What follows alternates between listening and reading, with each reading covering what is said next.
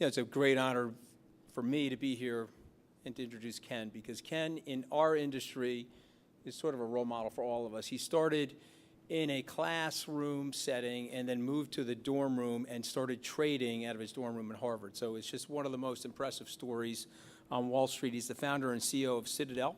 It's one of the largest alternative asset managers and security dealers in the world. He has a number of hedge funds. He engages in a lot of different alternative strategies. As of October 1st, 2016, Ken had approximately $26 billion under management.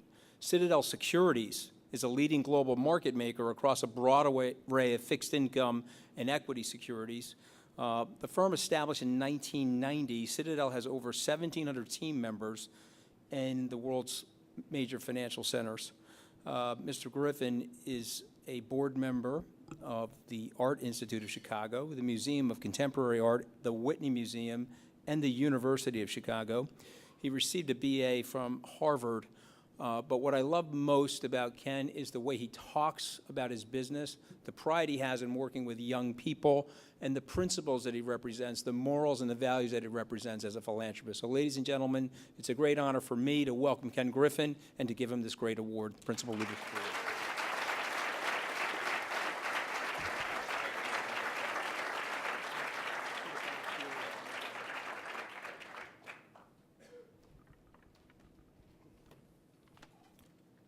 Thank you so much. I would like to thank the Adam Smith Society for presenting me with this award. More importantly, I'd like to thank you for your commitment to defending our free market ideas. Free markets drive innovation and prosperity, and it is up to you as our nation's future business leaders to ensure the benefits and opportunities created by free markets are available to generations to come. America's culture of free markets allowed me to start a hedge fund while I was in college. The story of Citadel is truly an American story, a story of a culture that embraces entrepreneurship. Today, Citadel stands at the forefront of the world's financial markets. Most fundamentally, I am proud of the team that I have built over the last quarter of a century. And I am proud of the way in which we conduct business around the world and the culture of entrepreneurship that we have built. I would urge all of you to follow your dreams and passions, but remember that the ability to follow those dreams and passions has its foundation in the culture of free markets that we enjoy here in our country. Thank you so very much.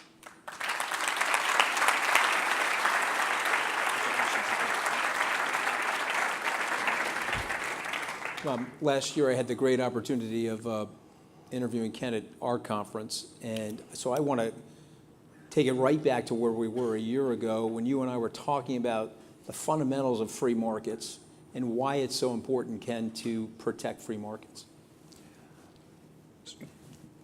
Capitalism is not perfect. I think we all know that, but we haven't found something better. And around the world, I'll share a story. My son's 9, and he was asking me about Bernie Sanders during the campaign and said, "Dad, why are all these people in this stadium supporting Bernie Sanders?" And I said, "Son, they're all the Americans in that town that didn't study history."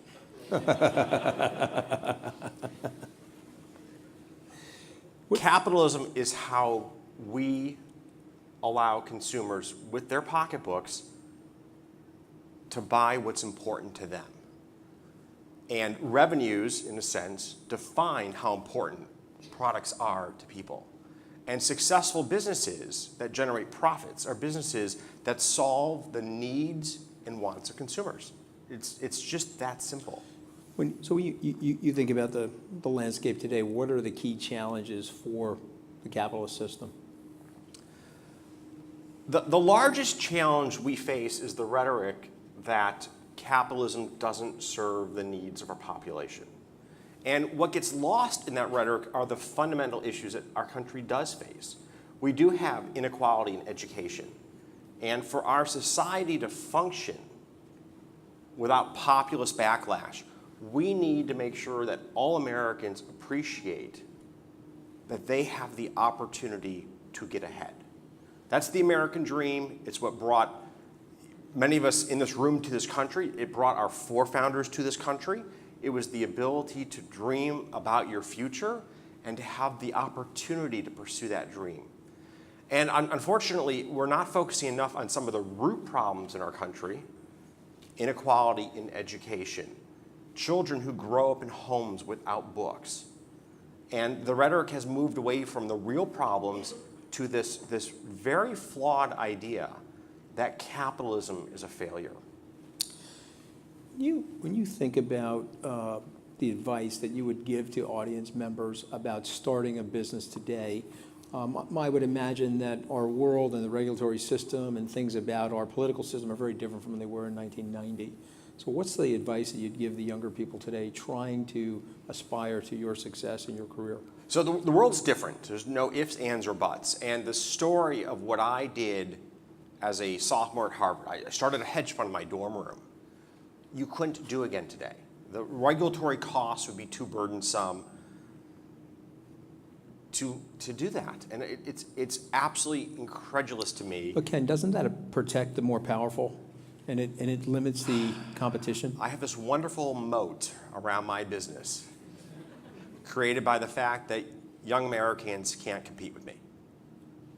I mean, the sad truth is that is true. Yeah. I don't need that moat. And I've spent my whole life trying to tear down the competitive moats of my competitors. My whole career. I mean, we are a very aggressive competitor in the securities business. Much of our work over the years has been to try to defeat the oligopoly practices of the big banks. Oligopolies, monopolies are the antithesis of free markets. And we've fought very hard to be able to compete on a level playing field. So it breaks my heart when regulation destroys the ability for people to enter and compete. It's a great irony. The protection of the regulation for your business is actually harming the overall society. And so that's why I've always been impressed with your intellectual purity on that. You also, one of the big things that I've looked at when I've studied Citadel, and we've talked about this before, is you have an unbelievable culture of entrepreneurship. As the company has gotten larger, what things did you put in place to help you maintain that culture of entrepreneurship?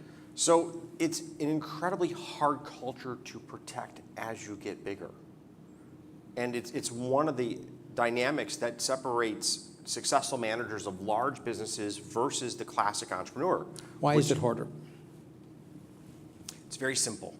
A's hire A's and a few B's. And B's hire B's and a few C's. And so as an organization gets bigger and there's more layers of management, maintaining the bar on talent becomes extremely difficult. And great firms are built on having great teams. That's very hard to protect as your firm gets bigger. Now, like Google, and many would find this surprising, I approve every single hire at Citadel. There's literally a packet that comes to me on every single hire that I use to help maintain the bar on talent. The second challenge that firms that are growing face is that as you move through the organization or you bring in outsiders, they don't understand how you develop talent. I always think that we forge talent by giving people very difficult undertakings and tasks right out of the gate. I mean, I will literally talk to my head of technology, to the individuals that we hired out of undergraduate programs. Are they on meaningful, impactful, hard to succeed projects? Why do I want to do that? I want to see what they're made of, such that the ones who are really capable, we can promote quickly up through our organization. The individual who runs our global market making business was probably 30 or 31 when he first took on that responsibility. Those success stories are the success stories that keep a firm entrepreneurial in focus and forward-leaning in how it engages with the world. I think one of the, again, for me, one of the more amazing aspects of your success is riding different market cycles. And I think your firm in particular really came out of the 2008 financial crisis stronger, more fortified, and with way larger market share. And it probably didn't look that way to you when you were going through it. But what steps did you take to make that adaptation and pivot as an entrepreneur? So going through the financial crisis of '08, I was on the phone with Lloyd Blankfein. He goes, it's like a forest fire. And one day there'll be nothing left to burn. And that really was the environment in the fall of 2008. You had to survive a fire until there was nothing left to burn. Every single large American bank, save one or two, survived only because of the intervention of the US government. It's very hard for people just to appreciate the complete failure of the US financial system. Moving out of that crisis, and it was a devastating moment for us, we lost half of our equity in about 16 weeks. There were a number of things that were important to our ability to reestablish our enterprise. And in the history of hedge funds, I have the great honor of being one of the only managers to ever come back from such a loss. I've seen over my career basically everyone down 20% plus, somewhere around there is game over. But my team wasn't ready to call it a day. It wasn't. I wasn't ready to call it a day, my team wasn't ready to call it a day, and we were going to fight it back out. Now, how did we do this? The first thing we had to do is we had to communicate clearly to our stakeholders that we had a plan. And it's often lost just how important communication is in a time of crisis.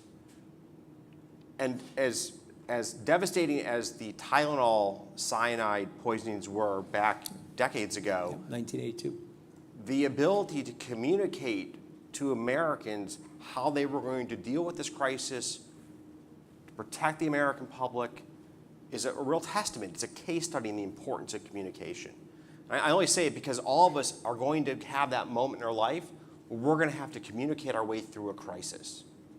And so you better know how some of the largest crises were dealt with by corporate leaders that really were in the moment. So we set forth a plan. We set forth a plan that had clear milestones.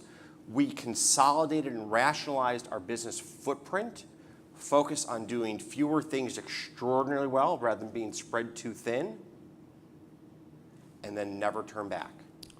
It's really one of the great industry success stories. Let's take some questions from the audience. We've got microphones on both sides.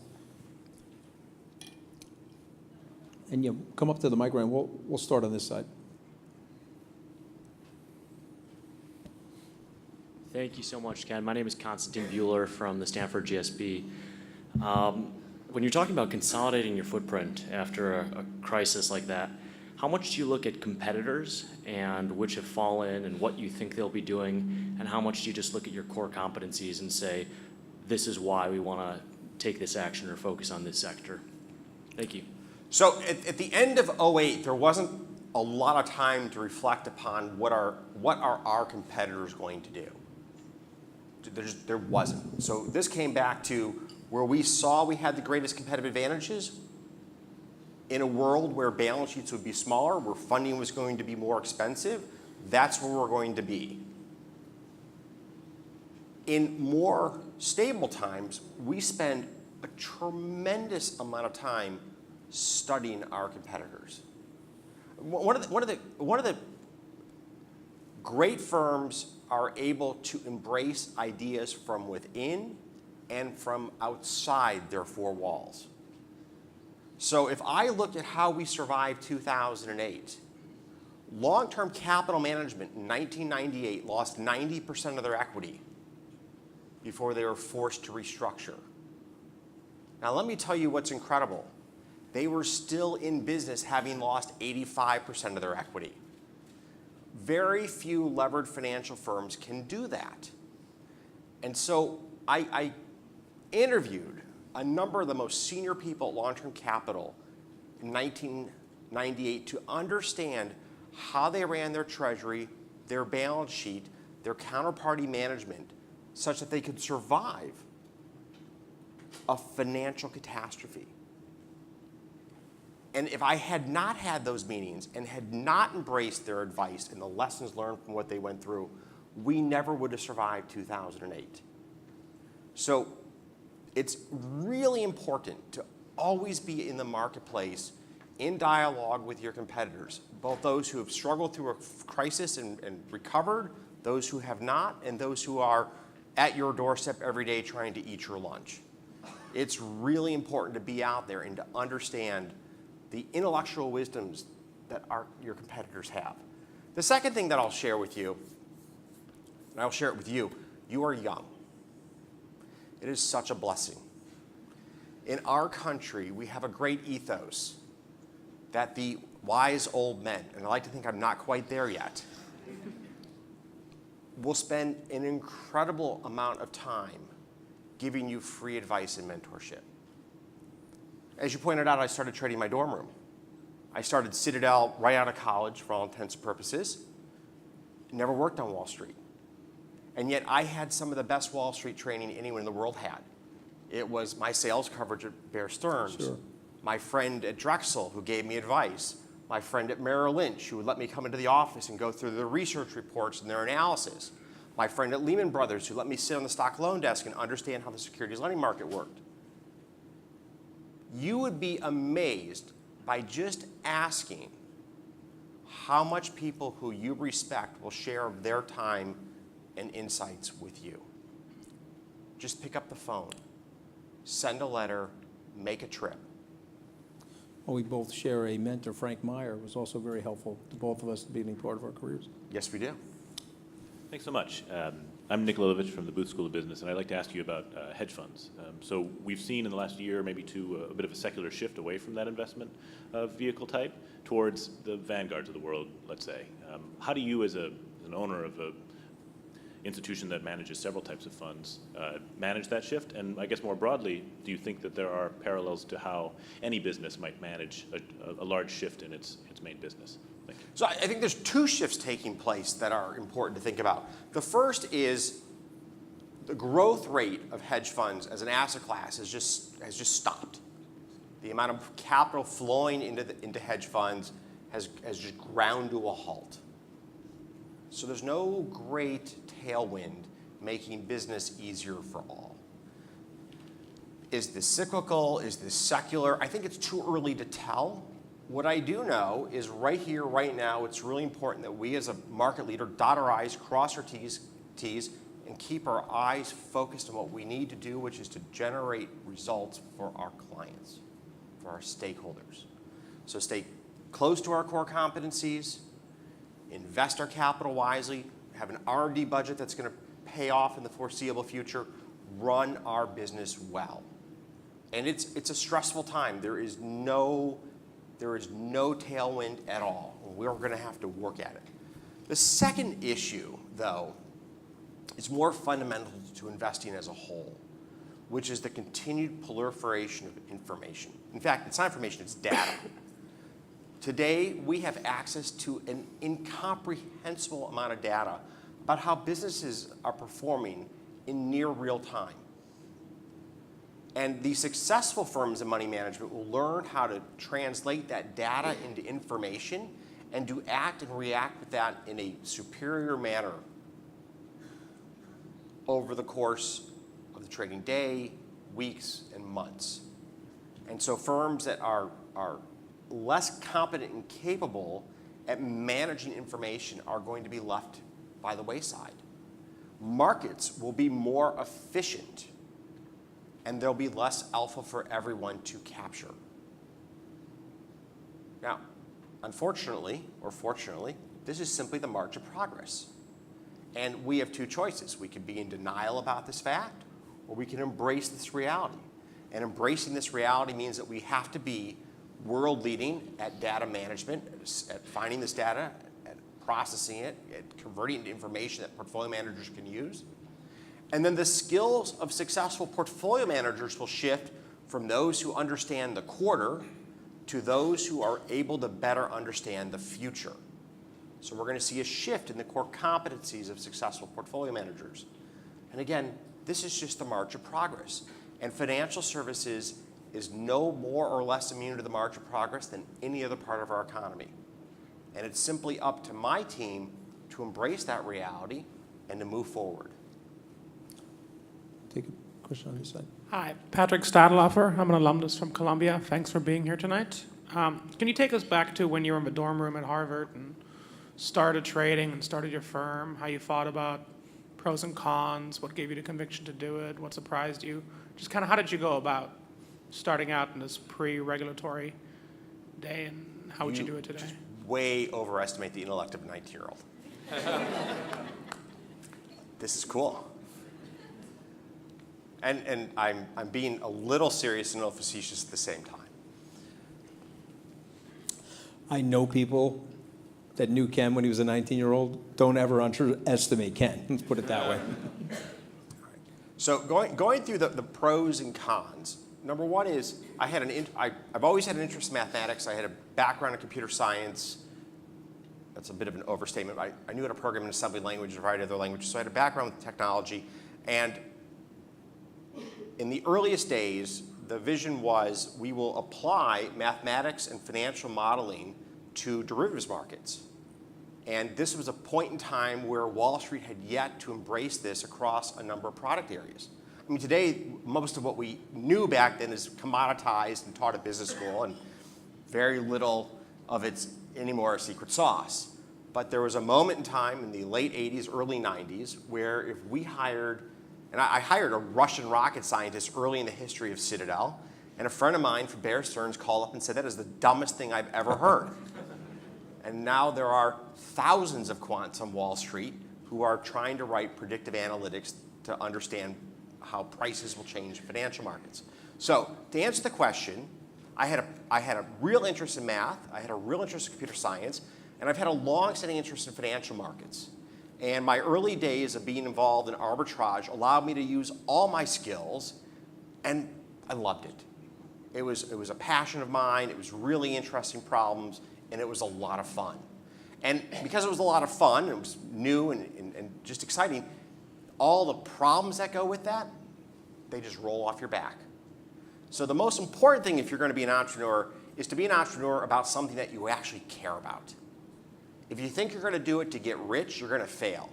If you're going to do it because you like the problems and you like what you have to deal with in solving those problems, you got a chance of succeeding. Take the next question. We got one last question for you, but we'll get to your other question. I think we had to go over here. Sure. Then, John, you can ask one after we break for the networking, all right? Okay, we'll take one last question. Patrick Hines, Georgetown, You want to take McDonough. one last? You want to finish the line? I can talk quickly. Okay, all right. We'll take that one, and then we'll take, all right. All right, let's whip through the line. Go ahead. Patrick Hines, Georgetown, McDonough. I have a background in computer science too, so that last answer was nice. When you started at the beginning, you said capitalism has its issues. And you also said during the financial crisis that a lot of the big banks survived because of federal support. And I think in our context as this organization and going out and defending capitalism in the public discussion, could you say a little bit about the nuance and how you think about, the government's role in maintaining that and how we communicate that to the public in general as well? Sure. So certain activities have externalities. Yeah. All right. I'm not going to get into the climate debate change tonight, but let's just stipulate for a moment that carbon's bad. Let's just pretend, okay? We'll agree on that for a moment. I have a coal mine. I'm producing a carbon-rich fuel. I burn it in a coal plant. If we're in a world where we agree that that's bad, somehow or another we have to compensate for the cost of the pollution, because unregulated capitalism won't deal with that. All right? Imagine that we are two competitors in a marketplace, and we're the only two competitors in a marketplace. We have some institution that a finite number of people will need, and we decide to collude to raise prices in a market which isn't big enough for a third entrant to come in easily. Now we've just deprived consumers of their social welfare. And there's a need for antitrust regulation. I mean, a real example, I jumped onto the new Google Earth yesterday, and you need to use a Chrome browser. I mean, seriously, Google, do you need to sort of resort to a tie-in to get people to use your product? I don't find that appropriate. So it's important that we understand that markets need to address externalities, and it's important that we maintain market structures that foster competition. because it's competition that drives the fruits of free markets. That's what makes this really work. And so a appropriately active DOJ is really important in our economy. John? So I'll make this quick. Thanks a lot, Ken. From what we understand, the Trump administration plans on rolling out its plan for tax reform next week. What would you like to see from the president's tax reform plan? So I'm going to stick my neck out then if it's coming next week. There's what I'd like to see, and that's what we're probably going to see. I'll tell you what I'd like to see, just to be brief. Number one is, for the average American household, the government should prepare your tax return, and at the end of the year, here's the executive summary, here's what you paid in taxes, here's what's rolled over next year. Unless you have an issue, sign here, you're done. In fact, you don't even need to sign here. You're done unless you file a complaint. Other first world countries are now able to do that. We need to bring our tax code into 2017 in terms of the weight and burden it puts on American families. The second is we need a tax code for corporate America that's more competitive than we have today. But let me be clear. If you have a premium product, you demand premium pricing. So the idea that the United States, the most vibrant economy in the world, the single largest source of consumer spending power, the best rule of law, has to have the world's most competitive tax rate is a fallacy. It's a fallacy. We don't have to try to undercut other third world countries, because we do need our tax revenues to pay for education, defense, and infrastructure. So some of the rhetoric in Washington about we've got to be down below a bunch of other countries, I just find misplaced. I want America to be super competitive, but we do have the premium product. The premium product comes with a price. Simple mental model. What tax rate would you agree to pay for the rest of your life if that tax rate defined the odds of being born in the United States versus randomly anywhere else in the world? All right, well, I think I'm going to call the audible. I'm going to clap on that and call the audible here, Ken. Let's take the remaining questions in the networking session, because we promised these guys to get some drinks. But congratulations. Thank you. Great.